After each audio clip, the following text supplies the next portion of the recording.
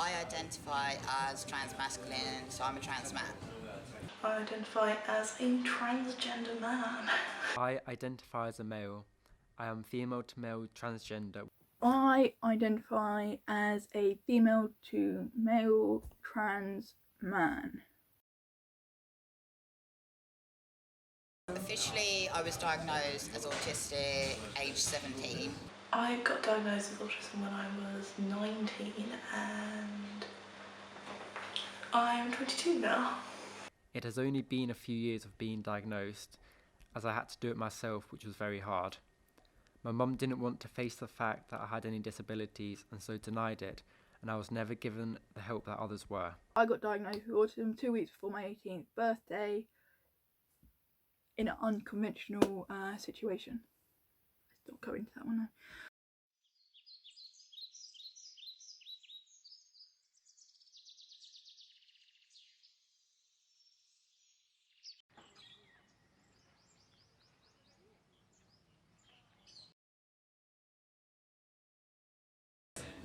I came out socially in 2013, but I didn't tell my parents until the GIC had first seen me, because I was like, are they going to stop me?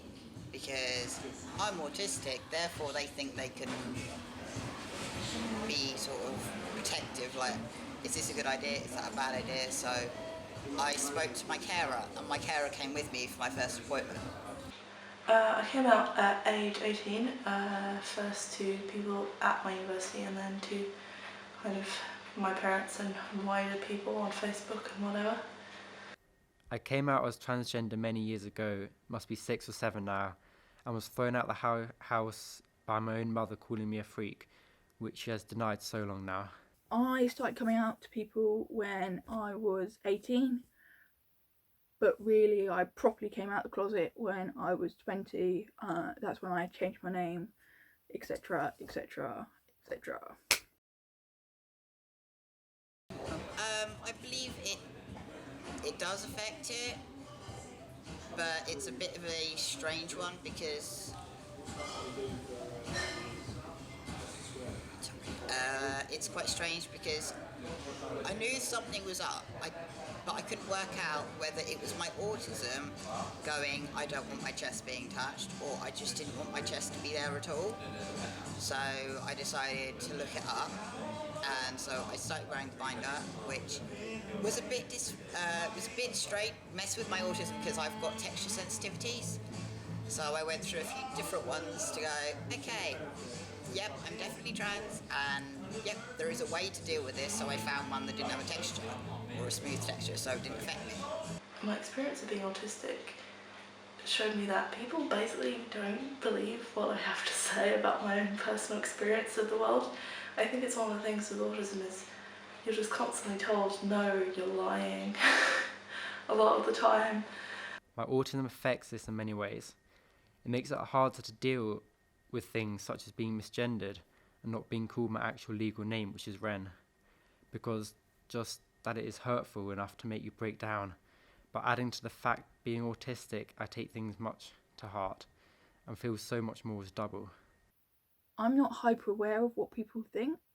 I'm either hyper aware of it or I'm really not hyper aware.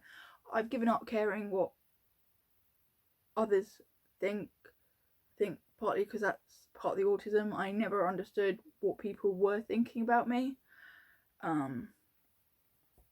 Yeah, but then I often, when I do feel really dysphoric, it then affects where I really interact with the world, like more than it should do.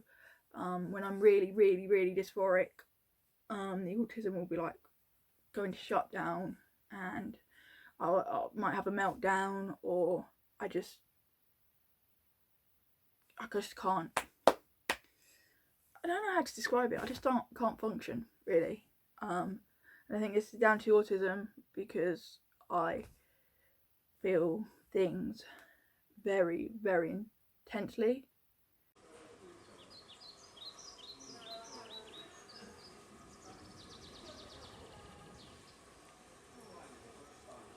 I'm James Barrett. I'm the Clinical Director of the Charing Cross Gender Identity Clinic, and I'm also the President of the British Association of Gender Identity Specialists.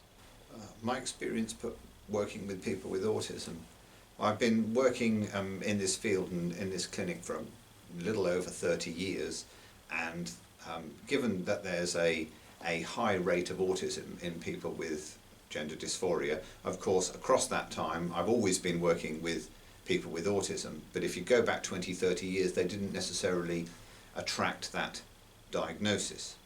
But nonetheless I've learned from experience, if nothing else, how easily to interact with, or more easily to interact with people with autism.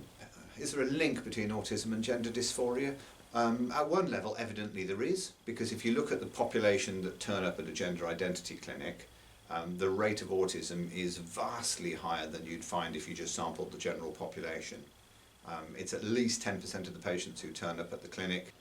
What the nature of the link is, why there is a link, there are a number of competing theories from a variety of people, and I'm one of them, and honesty compels me to admit that none of the sort of proposed theories are particularly persuasive or convincing. Rubes Walsh, who works in Amsterdam, has one theory. Simon Baron-Cohen has another. Leighton Seal, the endocrinologist here, has another one again. None of them quite explain how this occurs. It could be genetic and the genes lie close to each other and in fact there's no connection between the two. Rubes's theory is that people who are autistic are less likely to be sensitive to the social nuances of what it is to be male or be female, and so consequently more likely to present in a gender atypical way, more particularly non-binary. Simon Baron-Cohen takes the view that people assigned female at birth with autism have essentially clunky interactional skills, a bit like males, and so start being treated by others as if they were male, and then after a bit feel female, which is good as far as it goes, but doesn't explain why anybody assigned male at birth with autism feels female, because they've got exactly the same clunky interactional skills. None of the explanations particularly work.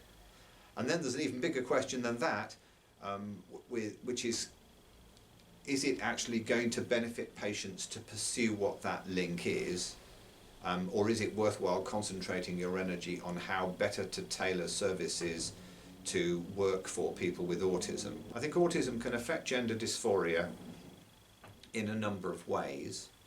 A more obvious one is that if people if somebody has autism, they're more likely to be anxious all the time and maybe less adept at a gender presentation that works for other people, because they're less tuned in to what other people might expect by virtue of autism.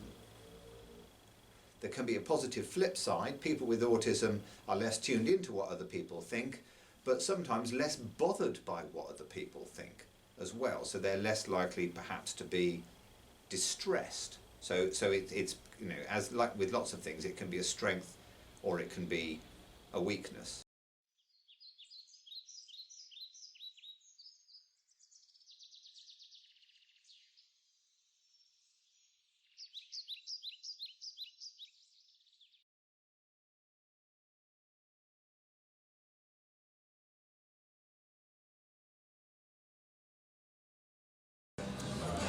Well, I suggest that you try and speak to other people that are trans as well, and there are quite a few resources out there for those that are autistic as well as trans. So just be patient, do your research, and you will have support out there, because not everybody will understand. There'll be at least one person who'll go, I've been there, I understand, and I will help you. And if your family aren't okay with it, talk to another trusted person. They can help you through it, because you're not on your own. If you have autism and you're questioning your gender identity, I think it's important to know that you being autistic doesn't mean that you can't know your own gender and you can't know your own experience. People will probably try and tell you that. There's kind of a thing at the moment, especially with parents who don't want their children to identify as trans, trying to pretend that autistic kids can't know their own gender and can't identify as trans, especially as trans masculine. And I think that's awful. I've kind of gone through similar things myself with one of my parents, the least supportive one, which is an understatement.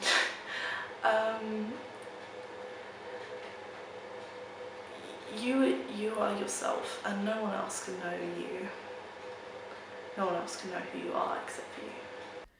Don't hide away, as I did, and don't let people tell you who you are, as only you know this.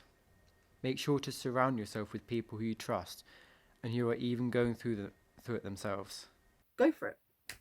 If you're questioning your identity, like, what's the worst going to happen? You can change it. Like, as long as you don't go through physical transition, you can always change how you identify. That's what I love about being a young person, is that people are more accepting of who you are. Like, I don't know, well, that's my experience. Like, if you want to go by a nickname, then go by a nickname. You know, people have all kinds of nicknames, like Spud. I know a kid called Spud. It's not his real name, but, you know,